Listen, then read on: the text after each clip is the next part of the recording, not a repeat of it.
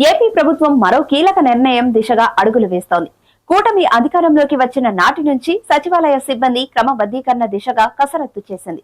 గ్రామ, వార్డు సచివాలయాల్లో గుర్తించిన మిగులు సిబ్బంది లెక్కలను అధికారికంగా తేల్చారు. ఇప్పుడు వారి సేవలు వినియోగం పైన తాజాగా నిర్ణయం తీసుకున్నారు.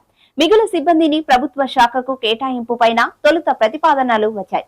కాగా ఇప్పుడు ప్రభుత్వం వీరికి కొత్త బాధ్యతలు అప్పగించేలా నిర్ణయం తీసుకుంది.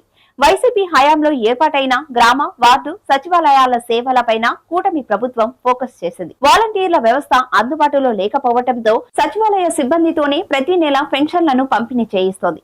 ఇతర విధులను అప్పగిస్తోంది. ఇక సచివాలయాల క్రమబద్ధీకరణలో భాగంగా ప్రభుత్వం కసరత్తు పూర్తి చేసింది. ముందుగా సిబ్బంది సర్దుబాటు పైన అధికారులు జిల్లాల వారీగా వివరాలు సేకరించారు. సచివాలయాల్లో మిగులు సిబ్బందిని గుర్తించారు. వీరిని క్షేత్ర స్థాయిలో ఆస్పిరెన్షియల్ ఫంక్షనరీస్ గా వినియోగించుకోవాలని భావిస్తోంది. ఈ మేరకు కొత్త ప్రతిపాదనలు సిద్ధమయ్యాయి. రాష్ట్ర వ్యాప్తంగా 15,498 మందిని మిగులు ఉద్యోగులు ఉన్నట్లు ప్రభుత్వం లెక్కలు తేల్చింది.